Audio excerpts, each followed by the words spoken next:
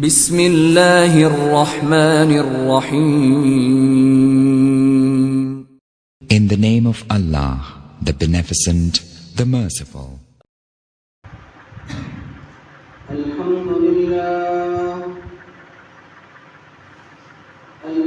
لله وحده لا شريك له والصلاة والسلام على من لا نبي بعده وعلى آله وأصحابه الذين أوفوا عهده. أما بعد فأعوذ بالله من الشيطان الرجيم. بسم الله الرحمن الرحيم. ولن ترضى عنك اليهود ولا النصارى حتى تتبع ملتهم. وقال الله تعالى في مقام آخر: يا أيها الذين آمنوا لا تتخذوا اليهود والنصارى أولياء بعضهم أولياء بعض. وقال النبي صلى الله عليه وسلم: المؤمنون كرجل واحد إن اشتكى عينه اشتكى كله وإن اشتكى رأسه اشتكى كله. وقال النبي صلى الله عليه وسلم: المؤمن للمؤمن كالبنيان يشد بعضه بعضا شبك أصابعه، أو كما قال صلى الله عليه وسلم. صدق الله مولانا العظيم وصدق رسوله النبي الأمي الكريم، ونحن على ذلك لمن الشاهدين والشاكرين، والحمد لله رب العالمين. اللهم صل على محمد وعلى آل محمد كما صليت على إبراهيم وعلى آل إبراهيم إنك حميد مجيد. اللهم بارك على محمد وعلى آل محمد كما باركت على إبراهيم وعلى آل إبراهيم إنك حميد مجيد.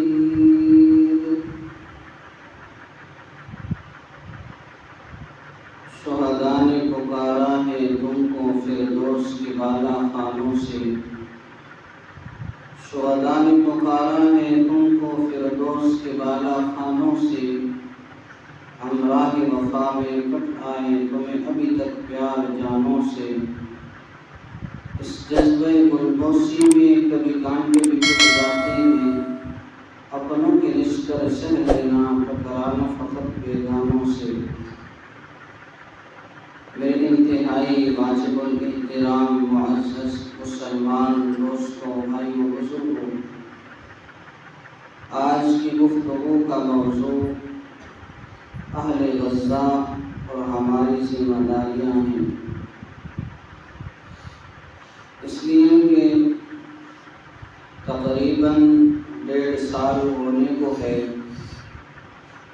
کہ غزہ پر، فلسطین پر اسرائیل ظلم کر رہا ہے، بم گرا رہا ہے، ان کی مقدس مشہور عمارتوں کو گرا رہا ہے، ان کا جانی مالی نقصان ہو رہا ہے. اس لیے آج کی گفتگو کے اندر کچھ اس حوالے سے عرض کروں گا. اللہ جل شانہ کی ذات کا لاکھ لاکھ احسان ہے. اللہ جل شانہ کی ذات کا بڑا فضل ہے کہ اللہ جل شانہ نے ہمیں آپ صلی اللہ علیہ وسلم جیسا نبی عطا فرمایا. پھر آپ صلی اللہ علیہ وسلم ایسے نبی ہیں جو ہمدرد بھی ہیں، غمخوار بھی ہیں، ملنسار بھی ہیں، مونس بھی ہیں، شفیع بھی ہیں، مہربان بھی ہیں. آپ صلی اللہ علیہ وسلم نے ایک مسلمان کو اس کی پیدائش سے لے کر وفات تک جتنے حالات و واقعات آ سکتے ہیں تمام مشکلات کا حل کھول کھول کر بتا دیا۔ اگر دوسرے لفظوں میں سمجھا جائے تو اسلام مکمل ضابطۂ حیات ہے۔ اسی وجہ سے اللہ جل شانہ قرآن مجید کے اندر بھی اسی چیز کو حکم دیتے ہیں، یا ایھا الذین آمنوا ادخلوا فی السلم کافہ، اے ایمان والو پورے کے پورے اسلام میں داخل ہو جاؤ۔ ایسے نہیں کہ جو عقیدہ جو مسئلہ عقل کے اندر آ رہا ہے اسے مان لیا جائے، جو عقیدہ جو مسئلہ عقل کے اندر نہیں آ رہا اسے نہ مانا جائے، بلکہ پورے کے پورے اسلام کے اندر داخل ہو جاؤ۔ اور اسی طرح جو عبادت بندہ کر سکتا ہو وہ کرے، اور جس پر دل نہ چاہے اس عبادت کو چھوڑ دیا جائے تو یہ مناسب نہیں ہے۔ لہذا تمام فرائض تمام واجبات کو اپنی زندگی کے اندر لانے کی کوشش کی جائے تاکہ ہم پورے کے پورے اسلام کے اندر داخل ہو جائیں۔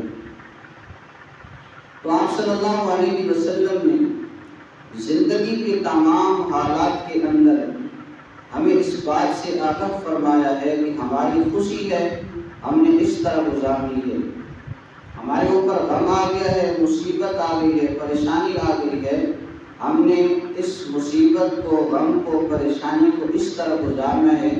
رسول اللہ صلی اللہ علیہ وسلم نے ان تمام چیزوں کو ہمارے سامنے رکھ دیا۔ پھر آپ صلی اللہ علیہ وسلم نے ارشاد فرمایا ترکت فیکم امرین، میں تمہارے اندر دو چیزیں چھوڑ کر جا رہا ہوں، لن تضلوا، تم گمراہ نہیں ہو سکتے اگر تم ان دونوں کو مضبوطی سے پکڑ کر رکھو۔ اگر ان دونوں کو مضبوطی سے تم نے تھام لیا، ان کے مطابق تم نے زندگی گزاری، لن تضلوا، پھر تم گمراہ نہیں ہو سکتے۔ وہ دو چیزیں کون سی ہیں؟ نمبر 1 کتاب اللہ، نمبر 2 سنت رسولی۔ کہ کتاب اللہ قرآن کریم کلام اللہ یہ اگر تم نے مضبوطی سے تھام لیا پھر تم گمراہ نہیں ہو سکتے۔ اور اسی طرح سنت رسولی، اللہ کے نبی صلی اللہ علیہ وسلم کی سنت کو شریعت کو اگر تم نے مضبوطی سے تھام لیا، احادیث مبارکہ کو مضبوطی سے تھام لیا، پھر تم دنیا کے اندر آخرت کے اندر گمراہ نہیں ہوگے، پھر تم نے دنیا آخرت میں کامیاب ہو جانا ہے۔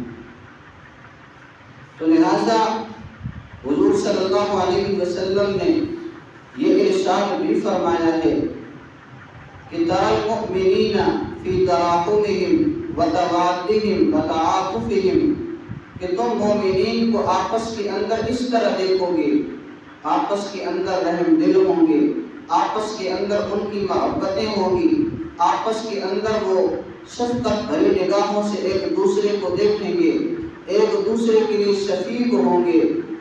کمثل الجسد، ان کی مثال ایسے ہوگی جس طرح کہ ایک جسم ہوتا ہے، اذا اشتکا عضوا، اگر کسی ایک عضو کو تکلیف ہوئی، تداعی له سائر الجسد بالسہر والحمى، تو پھر تمام کا تمام جسم بے چینی، بے خوابی اور بخار محسوس کرے گا۔ یعنی گویا کہ مومنین کی مثال ایک جسم کی دی گئی ہے کہ جس طرح ایک جسم ہوتا ہے، اگر اس کے ایک عضو کو تکلیف ہے، مثال کے طور پر ہاتھ کو تکلیف ہے، تو سارا جسم اس بے چینی کو، اس درد کو محسوس کرتا ہے۔ یہ نہیں کہ اب ہاتھ کو تکلیف ہے تو انسان کا ذہن مطمئن ہو، دل بے چین نہ ہو، بندہ خوشی کے ساتھ رہے، ایسا نہیں ہو سکتا، اس لیے کہ ایک جسم ہے، ہر ایک عضو کا آپس کے اندر تعلق ہے۔ اسی طرح ایک اور حدیث مبارکہ کے اندر مزید وضاحت سے آپ صلی اللہ علیہ وسلم نے بات ارشاد فرمائی، المؤمنون کرجل واحد، مومنین آپس میں ایک آدمی کی طرح ہیں، ایک مرد کی مثل ہیں، ایک جسم کی مثل ہیں۔ ان اشتکا عینہ اشتکا کلہ، اگر اس کی آنکھ دکھتی ہے، آنکھ کے اندر تکلیف ہے، سارا جسم اسے محسوس کرتا ہے۔ وَإِنِ اشْتَكَى رَأْسُهُ، اگر اس کے سر کے اندر تکلیف ہے، سر میں درد ہے، اشتکا کلو، پورا جسم اسے محسوس کرتا ہے۔ ایک اور حدیث مبارکہ کے اندر ارشاد فرمایا کہ مومن کے لیے ایسے ہے، المؤمن للمؤمن کالبنیان، جس طرح کی عمارت ہوتی ہے، عمارت کا آپس کے اندر تعلق مضبوط ہوتا ہے، ایک اینٹ دوسری اینٹ سے جڑی ہوئی ہوتی ہے۔ آپ صلی اللہ علیہ وسلم نے فرمایا مومن کے لیے اس طرح ہے جس طرح عمارت ہوتی ہے۔ پھر وشبک اصابعہ، اپنی انگلیوں کو اس طرح ملا لیا جس طرح یہ میں نے ملائی ہیں۔ تو آپ صلی اللہ علیہ وسلم نے یوں اپنے اشارے سے سمجھایا کہ مومن کے ساتھ کس طرح ملا ہوا ہوتا ہے۔ لہٰذا اگر ایک مومن پر تکلیف آتی ہے، دوسرے مومن کا دل دکھتا ہے، دوسرے مومن کا دل غمزدہ ہوتا ہے، اس کے ذہن کے اندر اس مصیبت کو محسوس کیا جاتا ہے، اس کا دل، اس کا ذہن مطمئن نہیں ہوتا، ہر دل و دماغ، ہر آنکھ اشکبار ہوتی ہے، ہر دل وہ غم محسوس کرتا ہے۔ لہٰذا مومن کے ساتھ اس طرح تعلق رکھتا ہے۔ لیکن آج اگر دیکھا جائے، آج کل کے حالات کو مد نظر رکھا جائے، فلسطین پر جس طرح کا ظلم ڈھایا جا رہا ہے، جس طرح کی ظلم و بربریت ان پر ڈھائی جا رہی ہے، ان کے بچوں کو قتل کیا جا رہا ہے، عورتوں کو شہید کیا جا رہا ہے، نوجوانوں کو شہید کیا جا رہا ہے، ان کی عمارتوں کو شہید کیا جا رہا ہے، گرایا جا رہا ہے، طرح طرح کے ظلم ان پر ڈھائے جا رہے ہیں۔ لیکن کسی مسلم ممالک کو یہ فکر تک نہیں ہے کہ یہ ہمارے مسلمان بھائی ہیں، یہ ہمارے مسلم ممالک میں سے ہیں، یہ مسلم ملک ہے، ہمیں ان کی مدد کرنی چاہیے، ہمیں ان کے لیے آواز اٹھانی چاہیے۔ لیکن بالکل اس طرح بے خبر ہو گئے جس طرح کہ وہ ہمارے ہیں ہی نہیں، غیر ہیں۔ حضور صلی اللہ علیہ وسلم نے تو اس طرح نہیں فرمایا تھا۔ آپ صلی اللہ علیہ وسلم نے فرمایا کہ مومن آپس کے اندر رحم دل ہوتے ہیں، ایک دوسرے کے ساتھ ان کا تعلق ہوتا ہے، گویا کہ ہم اس تعلق سے کٹ چکے ہیں، ہم انہیں اپنا ماننے کے لیے تیار نہیں ہیں۔ حالانکہ اگر دیکھا جائے تو جب جسم کے ایک حصے کو تکلیف ہوتی ہے، پورا جسم محسوس کرتا ہے، گویا کہ ہمارا تعلق آپس کے اندر اس طرح نہیں رہا۔ ہم اپنوں کو پہچاننے سے قاصر ہیں، ہماری پہچان ناقص ہو چکی ہے، ہم اپنوں کو غیر سمجھتے ہیں، غیروں کو اپنا سمجھتے ہیں، ہم حق اہل حق، باطل اور اہل باطل کے درمیان فرق کرنے سے قاصر ہیں۔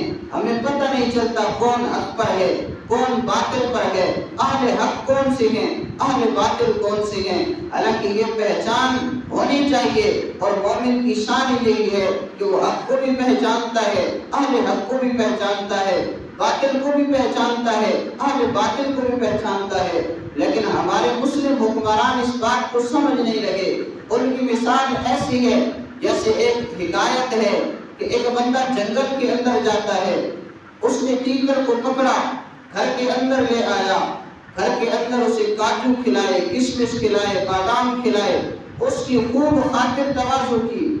چند دنوں کے بعد اسے دوبارہ جنگل کے اندر لے جاتا ہے، اب وہ پنجرے کے اندر بند ہے، لیکن گویا کہ مالک اسے کہتا ہے تو اپنی آواز نکال، تیری آواز نکالنے پر دوسرے تیتر آ جائیں گے، میں یہاں جال بچھا کر رکھتا ہوں تاکہ میں انہیں اپنے جال کے اندر پھنسا لوں۔ اب یہ تیتر اس مالک کے کہنے پر، اس شکاری کے کہنے پر آواز نکالتا ہے، دوسرے تیتر اس کی آواز سنتے ہیں، انہیں پتہ چلتا ہے یہ ہماری قوم کا تیتر ہے، یہ ہمارے گویا کے خاندان میں سے ہے، یہ ہماری بولی بول رہا ہے، شاید کی مصیبت کے اندر مبتلا ہو۔ وہ سارے کے سارے تیتر اکٹھے ہو جاتے ہیں، اس کے قریب آتے ہیں، لیکن شکاری نے جال لگایا ہوا ہے، اس جال کے اندر وہ سارے کے سارے پھنس جاتے ہیں۔ اب شکاری ان کو بھی لیتا ہے اور اس اپنے تیتر کو بھی لیتا ہے، ان دونوں کو گھر کے اندر لے آتا ہے۔ اب اسی تیتر کے سامنے کہ جس نے انہیں پھنسوایا ہے، اس کے سامنے انہیں کاٹا جاتا ہے، انہیں ذبح کیا جاتا ہے، ان کے ٹکے بوٹی بنائے جاتے ہیں۔ لیکن یہ جو تیتر ہے اگرچہ انہیں خاندان میں سے ہے، ان میں سے ہے، لیکن اس کے دل پر کچھ اثر نہیں ہوتا، یہ اف تک نہیں کرتا۔ کیوں؟ اس لیے کہ انہیں اپنی خوراک مل رہی ہے، اسے پھر بھی بادام ملنے ہیں، اسے پھر بھی کاجو ملنے ہیں، اسے پھر بھی کشمش ملنی ہے، لہٰذا اف تک نہیں کہتا۔ آج ہمارے حکمرانوں کی مثال ایسی ہی ہے گویا کہ وہ انہیں کی اشاروں پر چل رہے ہیں، وہ باہر سے انہیں فنڈنگ دیتے ہیں، وہ باہر سے انہیں پیسہ دیتے ہیں، یہ اس پیسے پر خوش ہیں۔ اب ان کی وجہ سے انہیں کے لوگ، انہیں کے ملک کے رہنے والے ان کے جال میں جب پھنستے ہیں وہ انہیں کاٹتے ہیں، وہ انہیں زندہ جلاتے ہیں، ان کی عزتوں کو ٹوٹتے ہیں، ان کے گھروں کو گراتے ہیں، لیکن یہ اف تک نہیں کہہ سکتے۔ کیوں؟ اس لیے کہ انہیں اپنی خوراک مل رہی ہے، انہیں اپنا پیسہ مل کر رہے گا، اس لیے یہ اپنی زبانوں کو بند رکھتے ہیں۔ تو لہٰذا یہ ایک قسم کے حکمران ہوتے ہیں۔ دوسری قسم کے حکمران عادل حکمران ہوتے ہیں، سمجھدار حکمران ہوتے ہیں۔ اس کی بھی ایک مثال سمجھیے، ایک حاکم ہے، اپنے مشیروں کے ساتھ، اپنے فوجی افسروں کے ساتھ بازار کی طرف جا رہا تھا۔